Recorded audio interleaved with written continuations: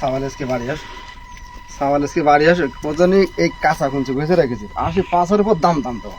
হ্যাঁ মসজিদে গিলি পা চিনিং করে তোমার লাভ দিয়ে উঠেলে, হ্যাঁ আব্বার নাম লেখা, আব্বার নাম লেখা, এই আব্বার নাম লিখলি কি পরিমাণ তোমার খরচ হয় কি জানেও? হ্যাঁ শয়তান কোথায় গেছে, আব্বার নাম লেখো চিনিং বিড়িং করে, শয়তান আয় বাড়ি। আজকে আমি আসি রেডি হয়ে, আজকে তোর একদিন আমার যে কদিন লাগে তোর নাম লেখা স্বাদ মেটাবো আমি, তোর নাম লেখা স্বাদ মেটাবো। আব্বা আবার বুঝতে গেছি সারাদিন কি হয়েছে তা কি জানি, শুধু বুঝ বুঝার ভাল লাগে, দেখি আসি কি হয়েছে আবার। বেটা গেছি মসজিদে নামাজ পড়ে বেরিয়ে চলে আসবো, তুই তোমার তিরিং কর, তুই তোমার নাম লেখাতে গেলি কেন? নাম লেখা গিয়েছে কি হইয়ে? কেন যাবি তুই? তুই একটা নাম লেখালে ক টাকা খরচ হয় তুই বুঝিস? এটা নাম লেখালে ক টাকা খরচ হয় তোমার বুঝিস? তুই তুই তো তিনি করে বলতেছিস হ্যাঁ মালিক ভাইয়ের নাম লেখো, মালিক ভাইয়ের নাম লেখো। হ্যাঁ খরচ তোমার করা লাগে না শালা, বলো খরচ করতে আমার। মালিক ভাই বলিস বলি তো বিরাট বড় না, তাই আমি নাম দিয়ে দিচ্ছি। তাতে আমি তো মালিক ভাই বলার সঙ্গে সঙ্গে হ্যাঁ বলে দিচ্ছি। হ্যাঁ বলে দিবি কেন? যেখানে ও জায়গায় তো কথা বলবো আমি, আমার নাম উঠেছে, আমি যেখানে কোনো কথা বলতে আমি তোমার সাবাল্লা আমি কথা বলতে পারবো না। ইচ্ছা মতো তাহলে তাহলে তোমার তোমার টাকা বলতে টাকা বলতে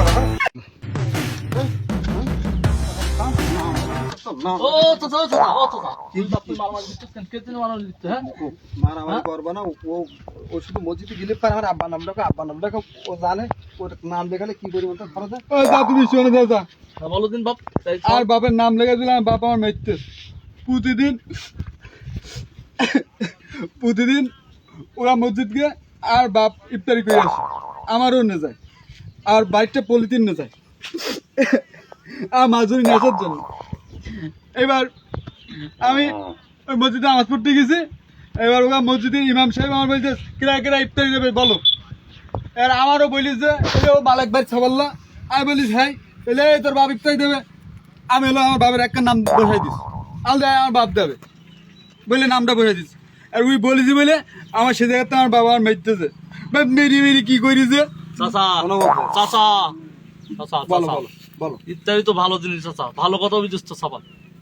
ভালো কথা তুমি বলতেছো, আমি সেটা বুঝতে পারি তোমার, কিন্তু বিষয়টা হচ্ছে যেখানে আমি নিজে স্টিল বসা, আমার যখন নাম দেখলো আমি তো চাইলে তো আমি তো বলতে পারতাম যে আমার আমার আমার নামটা লিখে দাও, সে তো সে তো সে তো সে সুযোগ দিল না। সে তিরিঙ্কু তুই আমার ছেলে দেখতেছিস, আমার বাপ যেখানে নাম বলতে চাচ্ছে না, আমি সেখানে বলবো কেন? এই একটা রমজান মাসে প্রতিদিন বিভিন্ন লোক ইফতারি দিচ্ছে, ভালো মন্দ আমরা যাবো খাবো, আমরা বাড়িতে পলিতে নিয়ে যাচ্ছি, সেখান থেকে আর কি নিয়ে আসবো, আমরা লোকের তা খাবো, আমি দিতে যাবো কেন?